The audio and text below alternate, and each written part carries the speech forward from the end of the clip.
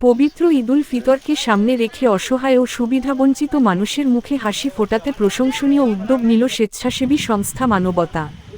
বুধবার বেলা 11:30টায় জেলার ধোলা থানার অন্তর্গত লক্ষ্মীনারায়ণ ঈদগাহ প্রাঙ্গণে আয়োজিত হয় বস্ত্র ও ঈদ সামগ্রী বিতরণ কর্মসূচি।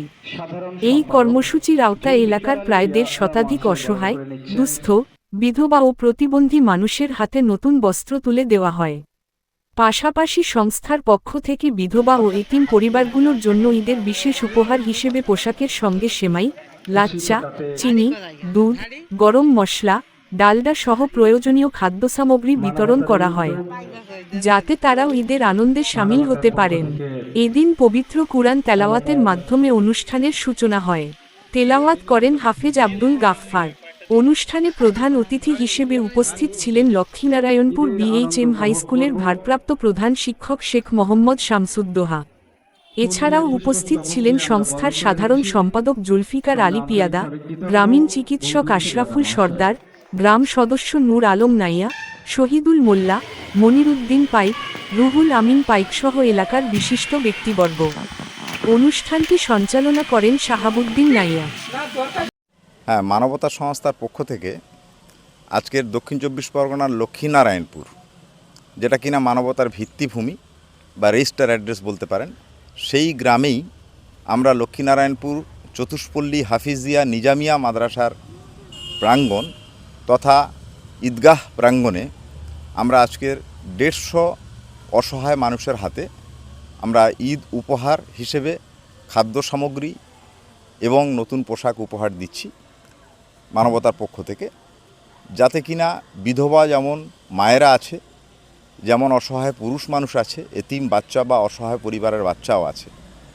মানবতা সারা বছরই লাগাতার মানুষের পাশে থাকার একটা আপ্রাণ প্রয়াস চালিয়ে যায়, যেখানে রমজান থেকে শুরু করে ঈদ থেকে শুরু করে বছরের যে বিভিন্ন জায়গায় যে ডিজাস্টার হয়, বন্যা, নদী ভাঙন কিংবা অগ্নিদগ্ধ, এই সমস্ত সময়, এমনকি বর্ষাকালে প্লাবন অধ্যুষিত এলাকায়, নদী ভাঙন এলাকায় আমরা মানুষের পাশে থাকার চেষ্টা করি।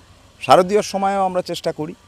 বিশেষ করে মানবতার শিক্ষার উপরে বেশি গুরুত্ব দেয়, পাশাপাশি স্বাস্থ্যের উপরেও গুরুত্ব দেয় এবং সাথে অন্যান্য দায়বদ্ধতা, এটা অন্যান্য দায়বদ্ধতার একটা অংশ আপনি বলতে পারেন।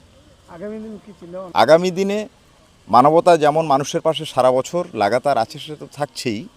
তাছাড়া মানবতা শিক্ষার উপরে বিশেষ করে যেহেতু গুরুত্ব দেয়, একটা শিক্ষা প্রতিষ্ঠান করার একটা প্রয়াস রাখছে, যেখানে শিক্ষা প্রতিষ্ঠানের নাম ইতিমধ্যে আমরা ঠিক করেছি, মানবতা মিশন একাডেমি। এবং স্বাস্থ্যের উপরে আমরা আগামী দিনে একটা পদক্ষেপ রাখার প্রয়াস রাখছি, যেটার নাম হবে মানবতা মিশন হসপিটাল ফাইনালি। তবে প্রাথমিকভাবে মানবতা হেলথ কেয়ার নাম দিয়ে আমরা শুরু করতে চাচ্ছি বা শুরু করতে চলেছি এই লক্ষ্মীনারায়ণপুরেই। যেহেতু তার যিনি ট্রেজারার জাফরিয়া পিয়াদা, তিনি MBBS কমপ্লিট করে এই মুহূর্তে BM বিড়লাতে তিনি প্র্যাকটিস করছেন, ডক্টর জাফরিয়া পিয়াদা।